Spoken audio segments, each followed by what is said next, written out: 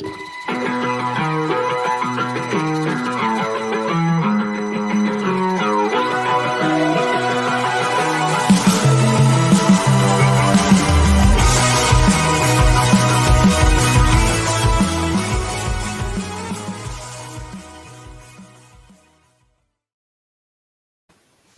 everybody, and welcome to At the Book here on a Thursday. Although none of us are at the book, we're all remote and live.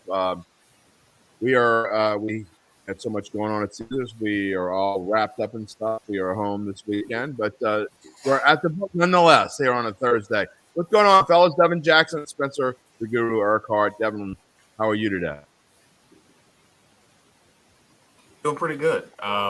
Watched that thrilling game last night with the Pelicans. They were able to, pretty much control the game from the second quarter on, and it shows you that when the team is winning, the city will be behind it, and it was a great atmosphere. I know you were at the game last night, so I'm sure you can speak more to it. Yeah, it was crazy. Little pre-wedding present for my son who's getting married this weekend. So we enjoyed it. We had a good time. Spencer, what'd you think last night? Oh yeah, I was really pumped about that, man. That was an awesome W there for the Pels. I did the boost play, so I got a little winnings from it. The BI boost is BI to score over 19 and a Pels victory. It was with plus 100. I was like, I'll take that, because the spread, I wasn't too comfortable with the spread. I know they covered it. And then the money line, I felt good about the money line, but it was just like so much in their favor or you weren't going to win much by betting on it. So I did the boost with Ingram and it paid off. Yeah, I did the boost that we ran this morning or yesterday rather. The the 50% boost, you bet whatever you bet, you get a 50% boost on whatever spread you take or any straight bet. And I took the Pelicans minus the 5.5. I was confident with the fact that the boys were back in town and they played that way for sure. And speaking of Caesars has a promo going on through us right now. If you have not signed up yet, you can sign up through our site at bet.NOLA.com. You get a risk-free bet up to $1,100. Your first bet is insured. You bet $5, you lose, you get a $5 bet back. You bet $200. You lose, you get a $200 free bet back. No matter how you do it, your first bet is insured up to $1,100. Use the code NOLACZR from bet.NOLA.com, and you will get that first bet insured. So, fellas, we have a contest here also at bet.NOLA.com that's about to come up. It's called Beat the Pros. We've done it before. We're doing it here with the NBA, a Beat the Pros contest. You can go to bet.NOLA.com. Also with our partner, Caesars Sportsbook. It's free to enter. You can win a weekend stay for two at Harrah's, New Orleans by beating the pros. Just go to bet.NOLA.com. You will see the banner on top of the page. Just click on it. It costs nothing. It's fun to do. It gives you a little bit more rooting interest, and it's pretty self-explanatory. You guys can figure it out from just looking at it. You get a point, I think, for picking the winner of a series, and you get bonus points if you pick them. Not only if you pick the winner of the series, but for them to win in a certain amount of games. So check that out. Beat the Pros at bet.NOLA.com. Now let's get into again. I do want to talk about the game itself a little bit last night, and I guess Pels fans. It was fun to be a fan last night. I don't get to be a fan very often. You go and you cover these things, and it's you pull the fan out of yourself, and you're trying to be as impartial as possible. So it was fun to be able to be a fan last night. And I tell you, Devin, I did get a little nervous last night for a moment when a 21-point lead shriveled up to, I think it got down as low as 5 or 6 there, and the Spurs made their little run, but Pels took things serious again and finished off those last 2 minutes. Yeah, and you had to figure that the Spurs with Greg Popovich on the sideline, they would make one final run in the game. He's a 5-time champion. The team is young and Brazilian. I mean, for them to even get to this point, it's been kind of a journey for them too, especially over the last couple of weeks with Murray. He's been in and out of the lineup with an illness. So for them to even get to this point, it was pretty amazing for them too. they were a young team just like the Pelicans, and both teams are kind of learning how to win on the fly. And you saw the Pelicans, kind of, let their foot off the gas a little bit after that third quarter explosion. But you had to think the Spurs were going to give one final punch, and I think they did that. And it showed that the Pelicans were able to withstand that and really feed off the home energy crowd. and it was for them to close out the game the way they did last night is encouraging, because we know they were a better road team this year than a home team. And for them to be able to do what they did, I think that sets them up for a good chance to potentially win, on Friday night or tomorrow night when they play the Clippers in LA. Yeah, it's a quick turnaround, Spencer. They do go straight to LA, and they face a Clippers team that they, I think, well, we just lost Spencer, but we'll continue talking about this, Devin. I think it's important to talk about because although they beat the Clippers the first 3 times they played them, they did so without Paul George there. And so now that he came back, first game they play him when he comes back is a good thing. I think they got to play him. I also think it's a good thing they got waxed. So they'll be up and ready and know they're going to have to bring their A game to win at LA this weekend or tomorrow.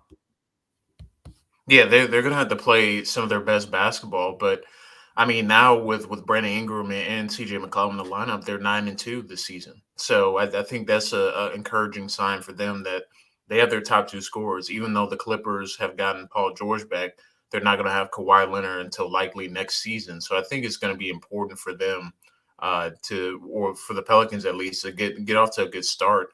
Because, I mean, last night they didn't really get off to a good start. After that CJ McCollum bucket, they went down like 8-2 in the first couple minutes of the game. So for them, they're going to have to start off fast. And then I think, Willie Green is starting to figure out that Devontae Graham probably can't play in more than a couple minute spurts, which we talked about a couple weeks ago. Just not having a scorer on the court kind of hurts the Pelicans when they have to sit Brandon Ingram and CJ McCollum. So I think it's going to be important for them going into this game, understand that, Herb Jones is probably going to see a lot of time on Paul George, and he's going to have to do another terrific job like he did on Murray last night. But it's going to be very crucial for the Pelicans to get off to a good start the game. Yeah, I thought Herb was great. I thought a lot of the, B.I. and McCollum did their normal thing. Jonas Valanciunas did his thing. But I thought that the other guys did. Even Jackson Hayes, who didn't score, he played solid defense and did what he had to do. And if you look, you could put the graphic up for tomorrow.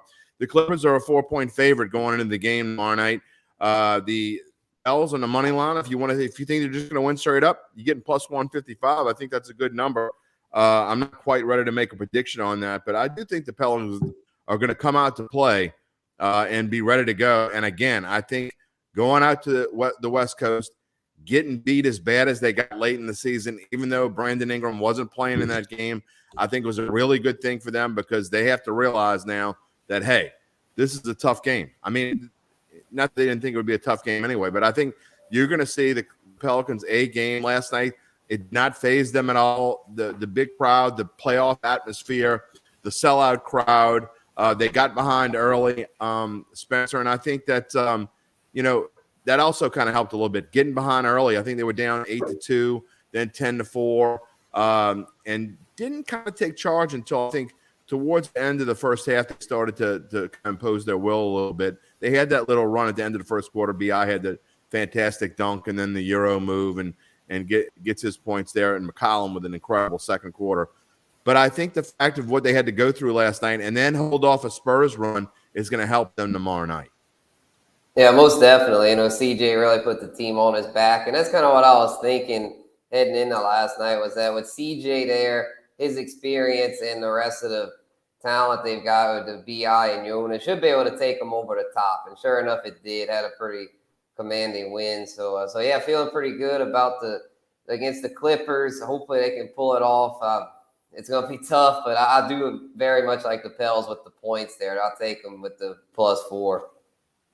All right, we're going to have Rod Walker on in about 5 or 10 minutes. He's going to come on, and we're going to talk more about the Pelicans. And tomorrow I'm going to talk about a lot. It's going to be mostly Pelicans tomorrow, a little bit of NFL draft talk, and a little bit of USFL. We'll get into that later. I'm going to have Gus Cattingill is going to be my guest of ESPN Radio New Orleans tomorrow. He's also the pregame host of the Pelicans show. He will be on Datitude tomorrow morning, so that should be fun. Again, we'll talk about the USFL. The New Orleans Breakers. New Orleans Breakers, boys and girls. Do you know what we're talking about? The United States Football League is back. And for those of you younger than, let's say, I don't know, if you're younger than 45, you don't remember the Breakers playing here back in the 80s. But they did play here for 1 year in the old USFL. Buford Jordan, if you remember, Saints running back in the day, played for that Breakers team. We had a ton of USFL talent that ended up playing for the Saints and making the Saints a really solid team. Bobby Adair was a member of the Michigan Panthers, I believe, and also the Oakland Invaders. So we had Vaughn Johnson, Sam Mills also played in the USFL. Lots of USFL talent. And I think the NFL now kind of partnering with the USFL is going to help that. We're going to get into that a little bit. But I do want to talk – we're still in the NBA because, look, we've got I think this play-in tournament, I'm not a huge fan of 10 teams making the playoffs, okay? I think anyone who's listened to me longer than a day or two knows that I think too many teams in the playoffs is kind of silly. But I will say this, at least it's entertaining. And tonight we have the second game, if that makes any sense, of the play-in tournament. In the Eastern Conference, you got the Hawks and the Cavaliers. Somebody's moving on to the real playoffs. Somebody's going home. Spencer, Hawks -2.5 on the road at Cleveland. I think I like the favorite here, even though they're on the road. Given 2.5, not much there. Look, I know the Cavaliers have had their moments, and that you can't judge what they did by playing against the Nets, who it's ridiculous they were a playing team. We know the story about the Brooklyn Nets this season, but I think you're getting a good value there at -2.5 with the Hawks. Yeah, I can see that. I'll probably go with the Hawks here too because the Cavs are just really crumbling at the worst time. They had such a very solid regular season. They were top 6 for most of the season, and they've fallen out recently. They've just had too many injuries with their bigs going down, Jared Allen and Evan Mobley. I mean, Darius Garland can only do so much over there, and Kevin Love's old as dirt. So, yeah, they just – I mean, they're why they're that old as dirt talk, buddy? Yeah, you're right. Yeah, they're a good story, but yeah, I'm going with the Hawks here. Trae Young's on him. He's gonna try to go on another mission, man. That dude always seems to show up when it matters. He had a great run with the Hawks last year and could do it again possibly. Devin, no offense to the Cavaliers, but I guarantee you the old Eastern Conference side is hoping the Hawks lose this game. Nobody wants to play Trae Young. I mean, this guy's on fire right now. He is outstanding. I mean, we knew that he would be, but I think he's even better than most people thought he would be. Well, I think when the pressure amounts for him and his team, you see him rise above it. We saw, and it's funny now what he did to the Knicks last year or a couple of years ago. People still hate him. And it's hilarious to see that no matter what's going on, Trae Young has just been hated around kind of the country or in New York specifically. So I have a feeling he's going to have one of those vintage-like games like he did in last year's playoffs where he puts on a show. And I think the Cavs are kind of victim to inexperience. They haven't been here before. Or in quite some time. And we saw it happen with the Hornets and Hawks a couple of nights ago, or last night, I should say. But it just, once you get to this playoff time, you have to have go-to players, and Trae Young is going to be that go-to player. And the Cavs have had a great season. They have great young talent, but I just don't think they're ready yet to put it all together. Well, although Atlanta is much closer to Miami than Cleveland is, I guarantee you the Heat are rooting for the Cavaliers tonight because they would much rather play the Cavs who are going down than the Hawks who are just solid. Let's get back to the Pels for a minute, and let's bring in our columnist. Advocate columnist Rod Walker is with us, and he knows all about the Pelicans. I'm sure I did not see you there, but Rod, I'm assuming you were at the game last night. Pelicans did kind of what we expected them to do. The gang's back together. They're playing healthy. When these guys are together, when C.J. McCollum and Brandon Ingram and Eunice Valanciunas are together, they're really almost as good as anyone, maybe minus the top 3 or 4 teams in this conference. Yeah, Jim. Can y'all hear me okay? Yeah, you're good. Okay, I didn't know if I was unmuted or not, but yeah, this is a really talented team, and I actually picked them to win this game by I think I had them winning by 12 or something. I ended up winning by 10, but I just really think this team, when you got all the pieces together, I think they're really, really good. And just CJ and BI, I mean, they're like 9-2 together now since the All-Star break, so they're really just playing really well together. And when they're doing that, they're a hard team to beat. And then you got these guys that coming off the bench who, I mean, like Jose Alvarado, who's a undrafted rookie who nobody knew he was going to be able to – he'd be one of the stars of the game last night, but there he was. The moment wasn't too big for him. And I just think that says a lot about this team. What do you think now, Rod, going to L.A.? And obviously we talked a little bit about before you got on, but, facing a Clippers team that you beat 3 times, but you did it without Paul George. Now they have him back. They've been playing much better. But at the same time, and they're also coming off a game where they're probably pretty ticked off after losing to the Timberwolves when they had the game won. I'm not sure what happened there. But I think it helps the Pelicans the fact that they just went there and they just got their keisters kicked. And now they're going back over there. I think this is going to be a different team that you see tomorrow. I think it's going to be an outstanding basketball game. I think so, too. I mean, the Pelicans are kind of playing with house money now. I don't think anybody's expecting them to win. No doubt. I really think they have a really legitimate shot. Like you mentioned, I mean, they've beaten this team 3 times already this season, so they know they can do it. And, my biggest concern about the Pelicans is just, man, it's such a short turnaround. I mean, you play on Wednesday, and then you have to turn right back around, fly all the way to the West Coast and play. But, I mean, it's a late-night game, so they have their legs under them. And I think a lot of what we saw Wednesday night can carry over into this game. And if so, I think they can do really well. A big key for them, I think, is going to be obviously stopping Paul George. And I think Herb Jones is a guy that, we saw what he did last night against DeJounte Murray. So he's a guy that can probably get the job done. If they can keep Paul George from going crazy like they did Murray last night, I mean, I think they have a shot. Rod, what worries me is not just a quick turnaround, and I'm going to let my cohorts ask you a question when I'm done, but with this one. But what concerns me is not just the fact that it's a quick turnaround, but that you have to fly all the way to L.A. and your star, Brandon Ingram, who has a sore hamstring, is going to have to sit on an airplane for 4 or 5 hours or whatever it is. And he's going to have to work it out. He's going to have to warm up probably maybe longer than possible. So that does concern me a little bit that he played as much as – he probably played more than I expected him to play last night. I didn't like that boost with the 19.5 because I didn't think he was going to play long enough to score 19.5 points. But he did. He got the points. And so now flying across country – in less than 48 hours and having to play another full game because they're going to need him at full strength against the Clippers. Yeah, that's definitely a concern. That's why I mentioned, that flight. I mean, I just think, again, that's a very, very short turnaround for such a long trip. And against a really good team. I mean, this Clippers team has been, they finished the season as an 8th seed, but they were really good all season long. And, credit Ty Lue for keeping that team afloat because they were without Kawhi Leonard and Paul George. And, Paul George just came back. So for him to even have this team playing as well as they have is, just says how much he's, speaks volumes about the job he's done for them. And I'll cut in here. Trey Murphy has been a surprise rookie for the Pelicans as well. What have you kind of seen from him? And do you think he'll be kind of a factor in Friday night's game coming off the bench and kind of providing a spark for that second unit for the Pelicans?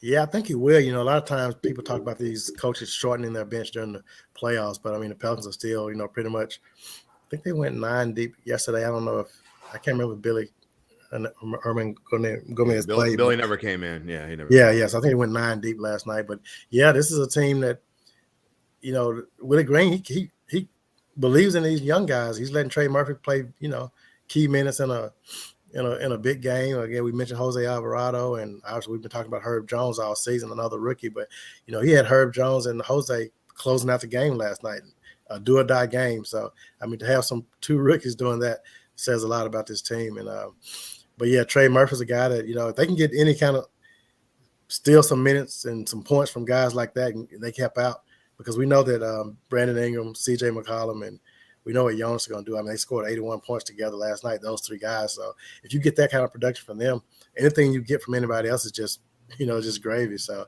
and again, they got that from Jose last night. He got those 10 points in the first half to kind of keep things going.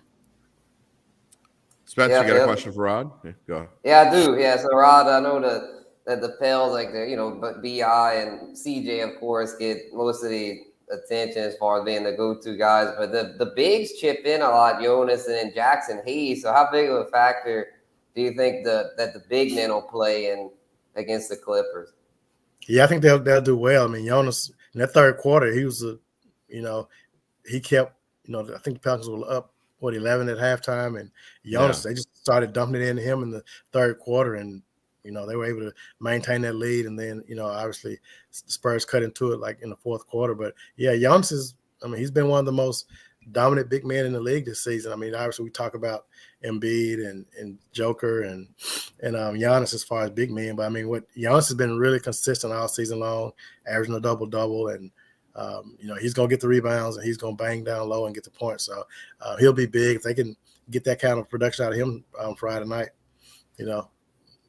That's big. That's a good job for them. I find it interesting, Rod, before we move on and talk about just the general NBA picture. All this talk about Zion with his 360 dunk last night and fans getting excited and hopeful. I mean, let's face reality. Even if the Pels win tomorrow night and they advance to play the Suns in the Western Conference, the first round of the Western Conference playoffs, Zion is not going to play this season. I mean, maybe if they made some kind of deep run, maybe like a slight maybe. But it's great to see that Zion is getting healthier, and it gives us promise for next year. But we're not going to see Zion Williamson this year, right? Yeah, I don't think you will. I mean, it's funny. I was thinking, I was like, if he is healthy, I was thinking maybe they could have played him Sunday when they played a Golden State game. Golden State, yeah. Didn't mean the game and didn't mean anything. I was like, if you want to see if he's in shape or something, this will be a good game to throw him out there because, you've already secured your playoff spot, and they didn't do it. So it just kind of makes me think they're not going to play him. And at this point, this team's playing well without him. So I don't know if you want to. I agree.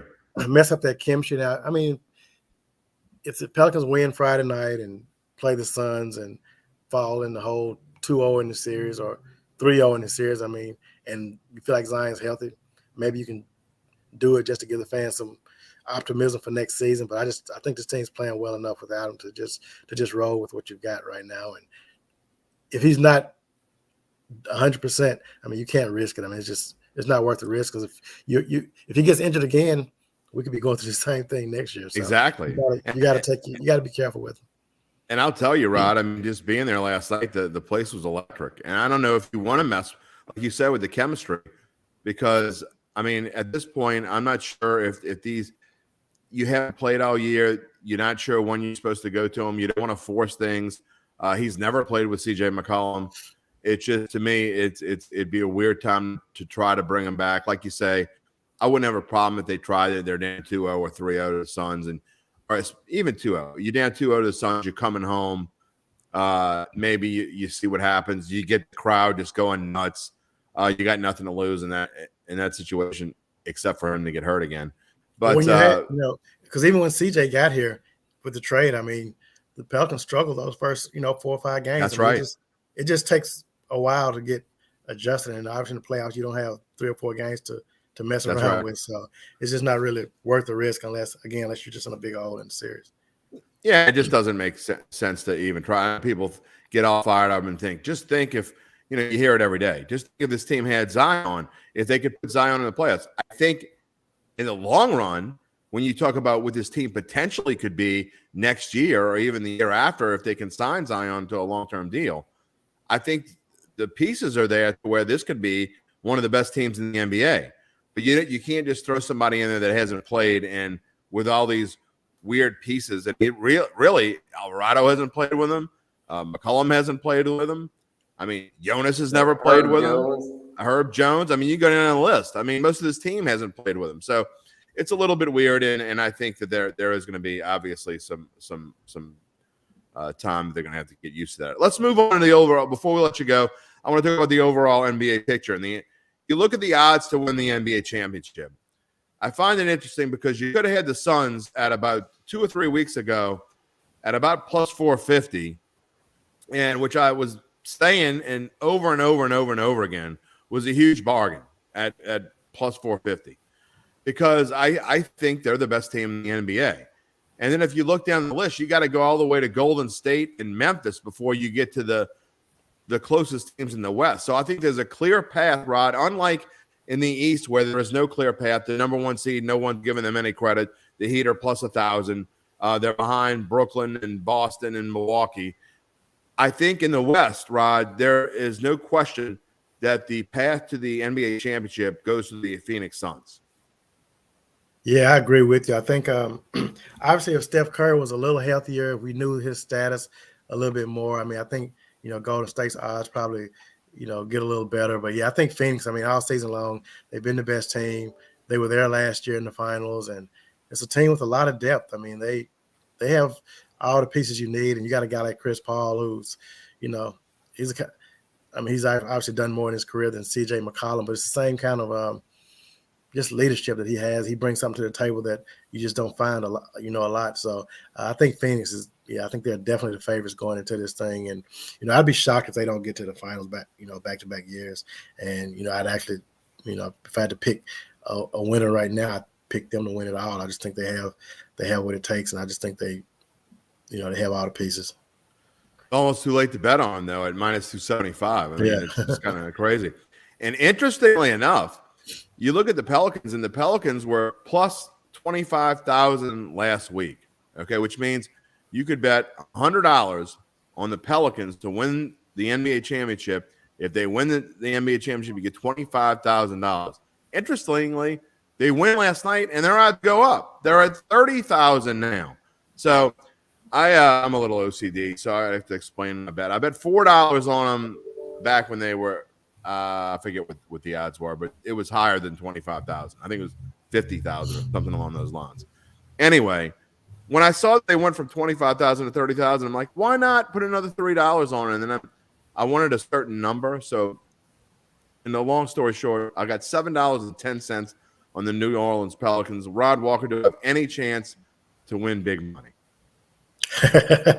No, you don't have. I don't think you have a chance. But if Zion comes back, and that could, we just talked about he doesn't need to. I mean, if he comes back, in the playoffs. So the thing about it though, it doesn't take. I mean, one injury can change everything. Right. And I'm not wishing injury on anybody, but but we've seen CP get banged up before. Right. And Devin Booker. Happen. I mean, if Devin Booker twists an ankle, who knows? Right. It changes the entire series. And to be fair, I mean, if the Pelicans can beat the Clippers and if they can beat the Suns, hey, you got a shot. If you get past Phoenix, I think you got a shot because you beat them. You clearly can probably beat anybody else. And I don't think any of those other teams they pretty much beat everybody in the Western Conference at least once this season. Obviously, it's a little different, in the series. But, again, this team with CJ and Brandon are really good. So I'll just say if they beat the Clippers and if Chris Paul has some kind of setback or Devin Booker, I think you got a shot. So you're saying there's a chance. All right. That's all. Before I pass the baton off to Devin, but I think that really the thing is, here's the weird thing about a series, and we see it in baseball all the time. If you can win one out of those first two games on the road and just put a seed of doubt into the other team's head, and you come back home to – I mean, there's no fans like New Orleans fans, in my opinion. I know I'm biased, but you put a seed of doubt into those Suns' heads, and you come back to the Smoothie King Center, you never know. You never know, man. It's a quick turnaround, though. These guys have to play the Clippers on Friday and turn right back around and play Phoenix on Sunday, which is basically 3 games in Wednesday, Thursday, Friday. They're young, right? 5 nights, 3 games in 5 nights, and with a long, flight across country. So I mean, it would be a tall task for them to steal game 1 from Phoenix if they get that far. But you remember what it was like when you were 25 years old. You could do that kind of stuff back then. Yeah, maybe so. Can't do that anymore. Yeah. So yeah, this is a team that, they have. It's gonna be tough, but it's possible. Devin. Yeah. Final question for me. Friday night's game, against the Clippers. If the Pelicans win, what do you think the reason they win, or what would be the reason they win, or I guess some of the factors that would play into them winning on Friday night in LA? I think the biggest factor would be obviously CJ and Brandon doing their thing, but I think the job that Herb Jones does on Paul George, assuming that's the matchup, I think if he can just, he keep Paul George to, 25 points, it may be enough to keep it respectable. I think the Pelicans can just keep this game close. I think they can find a way to win because CJ just brings a different element to this team that we haven't seen in my time since I've been here. I mean, they've had some. Obviously, Anthony Davis was a really good player. Drew Holiday was really good, but they weren't those leaders like CJ is. I mean, he just brings something different to this team, an element that they needed that they probably haven't had. I mean, they had Rondo that year, which that they ended up sweeping the Blazers that year. He was that same type of leader, I think, that guys kind of believed in him. He had the experience, and playoff experience means a lot in the NBA. I mean, we've seen it with Chris Paul. I mean, he just knows and understands what it takes to win games. So when you have that kind of leadership especially at the guard position, I mean, I just think it goes a long way. Yeah, speaking of which, I'm get to Spencer just a second, but I think he's maybe the best player, or at least most important player for this team since Chris Paul was playing in New Orleans and they were the Hornets. So I mean, and know what Chris Paul is now. I mean, for those that are younger than 30 or so, they might not even remember that much Chris Paul playing here. So I mean, but he was that important to the Hornets, and I think CJ McCollum could be that kind of guy. Spencer? Yeah, I had a question about the matchup of the role players. I know the Clippers have a deep bench, a lot of strong role players. How do you feel that the Pels young bench with all the rookies there matches up with the Clippers? I think you look at the bench, you talk about the young guys. I keep talking about Jose. He's fearless, as you saw last night. I mean, he wasn't afraid of what was a pretty big moment. Trey Murphy, he was just, he didn't really give a lot last night, but he contributed. But I think you look at guys off the bench, you look at that second, they call them the second line, which, since they're in New Orleans, but guys like Larry Nance Jr., who, I mean, he's a guy that's been in the playoffs before, so he understands it. Who am I leaving out?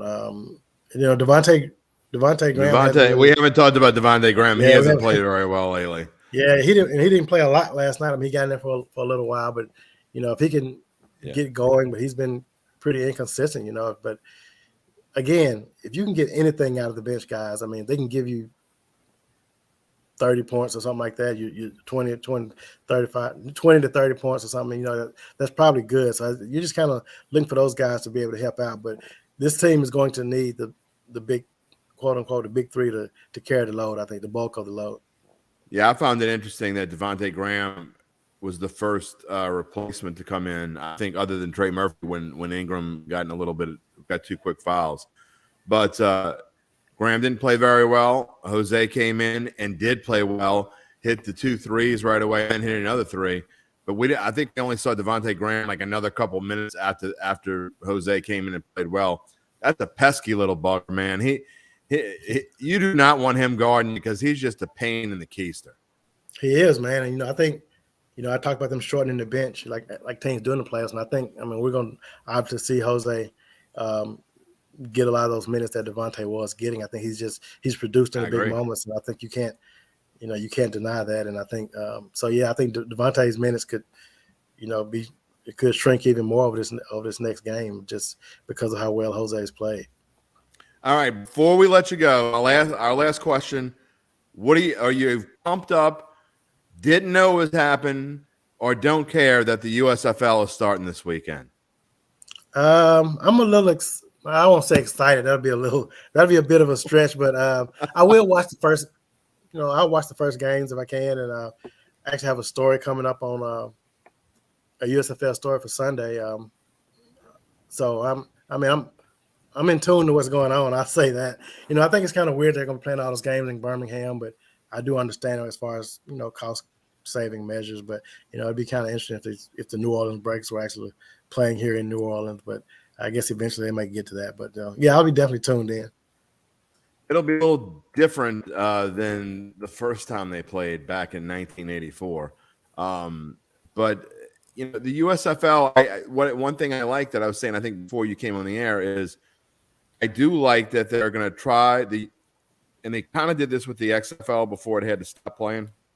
But I think they're going to try to figure out ways to make the NFL better. We've already seen they're going to measure first downs with, I don't know if it's a laser or what the heck, some kind of thing, without having to bring chains out, which you'd think they'd be able to do that 20 years ago.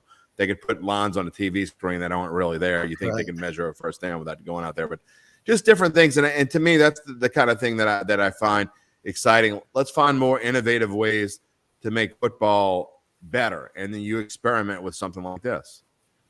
Yeah, I know Mike Triplett, who covers the Saints for ESPN. Yeah. He's really been against them bringing out chains to measure first down. He just think that's so archaic, and he's probably right. I mean, when you think about it, it's kind of weird that we're still doing Don't that. give Tripp any credit. He's not right about much. But yeah, I mean, and I'm not sure. I haven't read enough up on the USFL to see what other changes they have in place. But yeah, I mean, I think whenever you have little things like that, it just adds some intrigue to the game and makes you kind of think outside of the box a little bit, and you do realize that there are some things that the NFL could do better. So you will be watching then? I will catch a game that's not conflicting with the NFL playoffs at some point this weekend. Right. And it may not be an entire game, but I'll tune in for a quarter, and if it keeps my attention, I'll stick around. But it's going to be tough for those guys. I don't know what kind of fans they'll have in Birmingham, but the first weekend maybe they will. But if you don't have a lot of fans in the stands, I think it does sort of take away from the game, and so I'm just not that much into it to be watching like that. But if you have some good players and some players some names I recognize, that'll be enough to keep my attention. Okay, well, we're gonna ask you in a couple of weeks what you think about the Breakers, and we'll have you on again. Hopefully by then the Pelicans will be tied with the Suns like 2-2 or something along those lines. We'll see. All right, see what happens. Good. And I'm halfway to my big money on my $7.10 bet. Thank you for joining us, Rod Walker. We'll talk to you soon. All right, thanks, man.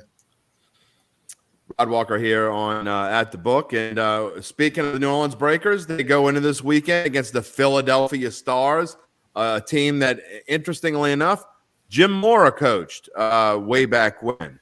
Jim Mora coached the Philadelphia Stars to 2 USFL championships. They won it twice in the 3 years they played. That will be 3 o'clock on Sunday on the USA Network.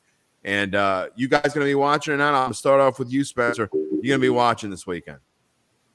Oh man, I'll try. Like Rod said, I'll try, but it's kind of, it's kind of a stretch there. It's gonna be, I'll try the first game. I'll see how the first game goes, and if it's good, I'll try to keep tab with it.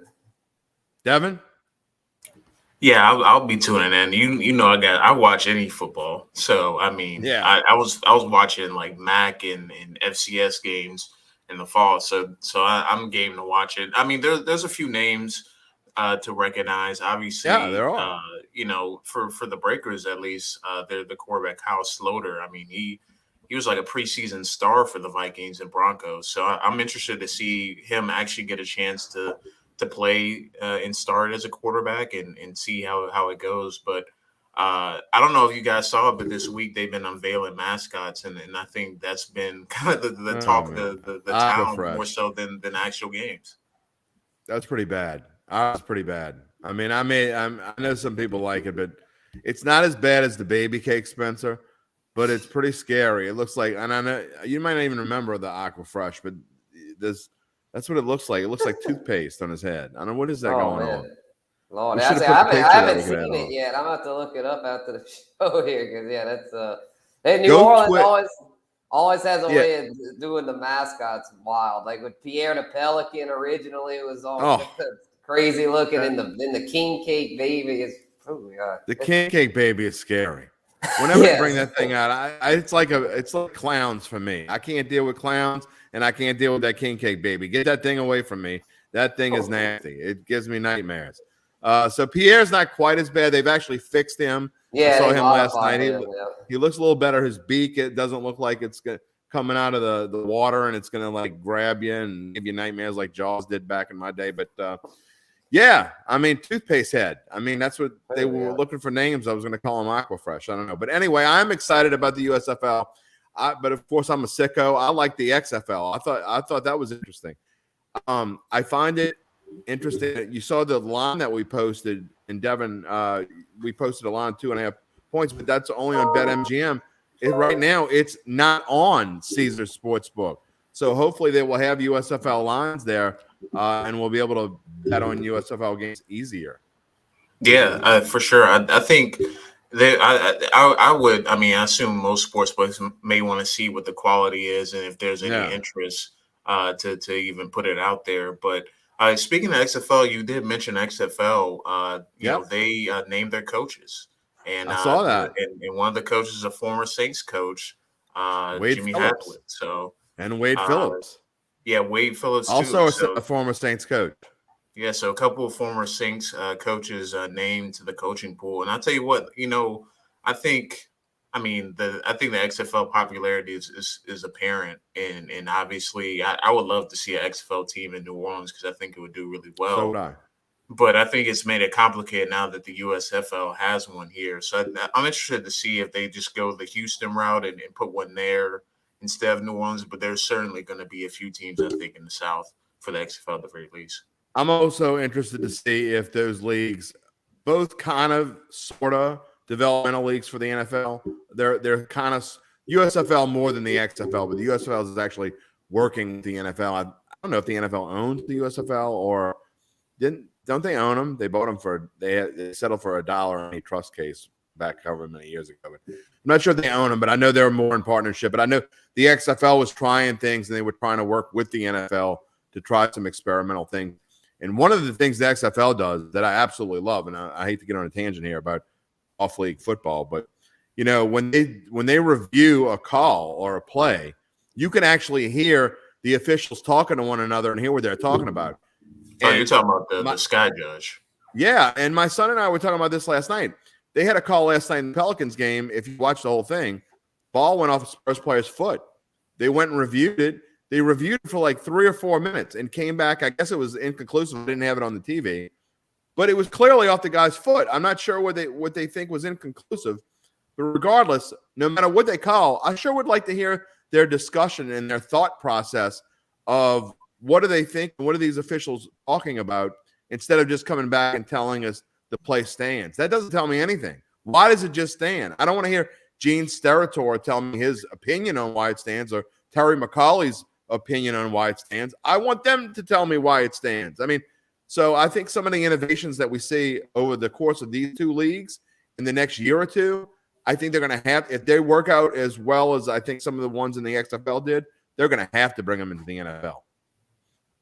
Yeah, I think so. I mean, it's going. I think NFL is at a crossroads, right? So the NBA is always kind of evolving and changing the ways they do. And NFL has been adopting that more recently too. You know, especially with like the overtime change coming up in the next year or so.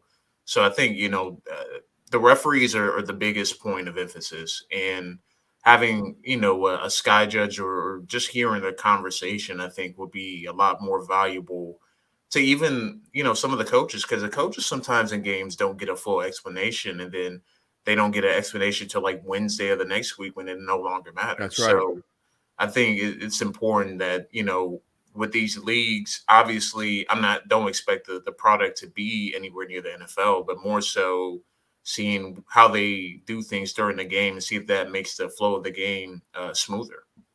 Well, as one who covered the Arena Football League for 6 years and enjoyed the heck out of it, kind of was when I first got the assignment, I'm like, you got to be kidding me. And then I'm like, wow, this is pretty good. I think it could be the same kind of thing coming up here with the USFL. Spence, what's your take? Do you think that, you know, this innovation is something that we need to look into? I'm going to be looking into what different rules they use and all these different things they use technology-wise. Oh, yeah, definitely. I feel like the NFL's got to be taking notes with this stuff, kind of like the way MLB tries to different things out in the minor leagues, like with the pitch clock and all that. So, yeah, NFL is, you know, you always got to be innovative, you know, especially when you're, you know, multi-million-dollar, billion-dollar, however much they're freaking worth industry. I mean, you got to always stay ahead of the curve. And so, yeah, they're gonna take some notes and see what works, what doesn't, and whatever does work, they're going to have to do it, or else fans are going to get annoyed. And then it's like, you got to always want to keep the eyeballs on you. You don't want to lose fans to these alternate leagues. Well, there's no question about that. And I think one thing you need to watch, here's my tip of the weekend if you actually want to dive into the USFL. We don't know anything about these teams. So if you're betting on a game, to me, you're flipping a coin. I mean, I've tried to go through and find experts, people that are covering this stuff and what they've seen and who know of these players, and all of them are completely guessing. So I'd be completely guessing if I gave you any tip on what I thought to bet as far as the spread goes. However, I'm going to lay a little dough on all the unders. They're all 43.5, I believe. And Devin, you know as well as I do that early seasons, even in the NFL, sometimes they have trouble scoring right away, trying to figure things out. And you're talking about guys that have never played together, trying to figure things out. I think you're going to have bumbles and fumbles and picks, and I just don't think there's going to be a ton of scoring in this first week.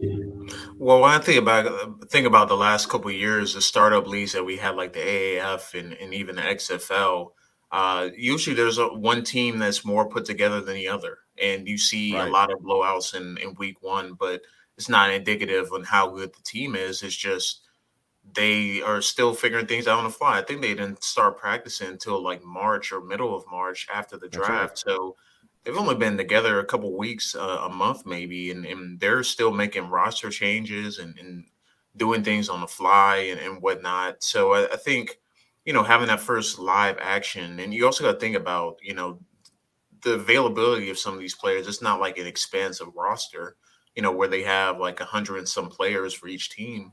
So they're probably a little bit more careful on live scrimmages and doing things live before playing the game, because they don't want to get injured or have a few of the key players get injured. So I agree. I think the unders are a smart move in all these games this weekend, because defenses are usually more put together than offenses, generally speaking, early in the first few weeks of the season. So I would certainly agree that the unders are the play, but I do think on paper the Breakers are the better team, and I think they have a little bit more recognizable names, and you just think, just going into the game, just based off of that alone, I think makes them an interesting team at the very least. Well, one of the interesting things I've been reading, and I was trying to read up on some different things, from what the quote-unquote experts, the people who do know these players, they think just through the course of reading a few stories here and there, it seems like the two teams playing this weekend, the Stars and Breakers, could be two of the better teams in this league, and they just so happen to be playing in this first weekend. So whoever comes out 0-1, it's no big deal. I mean, and it's only a 10-game season, but it'll be interesting to see how we go forward. But you talk about things starting slow, and I think you can relate it to – I want to skip past slide 7, Devin, and go straight to the weekend because we're running low on time. But I do want to talk about Major League Baseball and an interesting series. One thing we know, and it affects baseball as well, even though the pitchers haven't had enough time, Spencer, to get going and get themselves – and we see they're only pitching 4 and 5 innings. We saw Clayton Kershaw take a perfect game through 7, and he had to come out of the game because they didn't want to risk getting him hurt. You would never see that. Even last year, I don't think you would have seen that. It's just because camp started so late because of the lockout, and they're just not willing to take these chances. But I think you're seeing lower scoring games. There have been some values on unders here. But I've also seen where it's been fairly predictable so far. And I don't know about you, but I mean, I've done pretty well in baseball so far because there haven't been a lot of surprising moments to me, except maybe, I got my Cubs shirt on. I think the Cubs beating Woodruff and Burns the first 2 games of the year was kind of a surprise. You may be looking, no offense to Zach's Mariners, they're 4-2. They were winning when I saw them earlier, but really, you look and there's lots of value in baseball, especially early in the year, with either unders or checking out pitchers and seeing one big pitch and name against somebody you don't know so much. Yeah, there's definitely some matchups to exploit it. It's at times it can be tough though with baseball because it's still, at the end of the day, it's baseball. Anything can happen. Yeah. I mean, my Cardinals were up 4-0 on Sunday against the Pirates and ended up losing 9-4. So you still got I know, right? It's just he's still got those unpredictability factors, but early on there's some stuff to exploit. Like tonight for best bets, I feel good about the Angels over the Rangers, with Ohtani on the mound against the Rangers have Dane Dunning, who kind of struggled his first start. And the Rangers pitching in general has just been a complete dumpster fire. But Ohtani will probably be able to help for about 10 years. In that one. For about 10 years, ever since they went to the playoffs, like 6 years in a row. Yeah. I agree wholeheartedly. Devin, can you put that slide up back one more time? Because I do want to talk about these weekends. There are some very interesting series, and especially to me, the first two. And I'm an NL guy, so I'm biased. But Cardinals and Brewers playing a 4-game set. Braves and Padres playing a 4-game set. You're talking about a Braves team, the defending World Series champions. And I'm giving this to you, Devin, because obviously, you're happy about that. And then playing at the San Diego Padres, a team that we thought would be in contention for the World Series that kind of faded at the end last year. We don't know what they're going to do. Yu Darvish looked terrible the other night. I'm very interested to see what happens in this Braves-Padres series. Yeah, these are two teams with a lot of great young talent. And, for the Braves, obviously, they still kind of a bit of a World Series hangover. They struggle out of the gate so far this season, which, it's not a big deal in Atlanta baseball. You can get out to a slow start and be just fine by the time you get to the All-Star break. But the Padres have some real firepower, especially with their bats. And I think it's going to be interesting to see how these two teams fare because, if they play up to their potential, this could be a potential series that we see in the playoffs. Obviously, with the Padres, they're going to be chasing, the Dodgers and Giants and whatnot. But I think they're still a interesting team to watch. And I think these are the two teams that, could very well be in the postseason, by the time we get to September and October. I agree, but it's so hard to think that a team that lost to the Nationals twice is going to be. How do you open up you're all fired up getting your World Series ring? By the way, that might be the gaudiest and the prettiest World Series ring I've seen all at the same time. The ring was about the size of my hand. You could open it up. It opened, and you could see the stadium. It was like something. If I didn't know it was real gold and real diamonds, I would have thought it was something a kid got out of a bubblegum machine and it was a toy. It was so big and it opens up. That's just insane. But one of these days, guys, you guys are younger. A friend of mine who used to work for the paper ended up going to work for the Miami Marlins, ended up winning a real World Series ring. So you never know, guys. You might have one day. Maybe you'll be able to drink the bottle of milk, Spencer. On winner's row, what do they call that what do they call it when you in the winner's circle? There you go. You love auto racing. Victory Lane, the Victory Lane. Maybe you'll be working for auto racing circuit or somebody in NASCAR, and you'll get the rest of the milk that's left over after the winner drinks it. Hey, I'll take it. They always say that's the coldest milk. They give them. That's like the coldest. And after you've been in the car for 3-4 hours, that's about as refreshing as it gets. I'd personally rather them put Heineken in there, but that's okay. Milk is fine. Ice cold beer would be all right too. Yeah, ice cold beer would be really good. All right, final thoughts. What are you guys looking for this weekend? Devin Jackson first.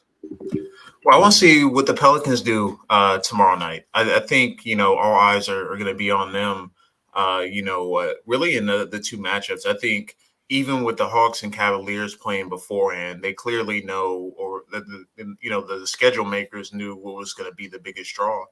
And, Pelicans are going to be on the national stage. Everyone's going to be tuned into that game because they want to see who's going to win between these two teams that are, haven't really been talked about much during the season. The Clippers are in LA and it feels like they're never talked about because of the Lakers, obviously.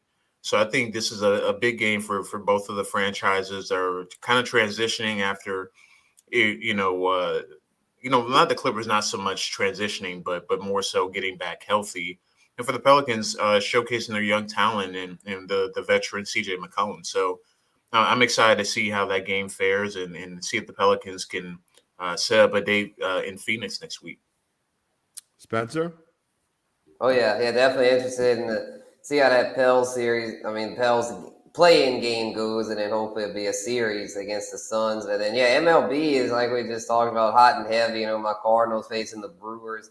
It'll be a big series there, a 4-gamer. Got to at least split it, hopefully win 3 out of 4. Doubt I'll see a sweep, but you never know. Spencer froze up on us there a little bit as we're about to close out. Devin, I will say I wrote for a split. When the Brewers and Cardinals play, I hope it's 2-2, and I hope every game goes 14 innings. So that's what I wrote for when it's Cardinals. Well, it sounds like there's some Cubs bias there to make sure the Central is locked up for Chicago. But yeah, I think the NL Central is going to be a great division to watch this year. I do. I think it's going to be fun. It's going to be with those 3 teams, they got a lot of talent spread out in that division specifically. And I think, for the Brewers, they're obviously looking to get back in the playoffs again. Obviously, the Brewers played last year. And many thought the Brewers are going to win, but it was the Braves who came out on top. So we'll see kind of what happens going forward.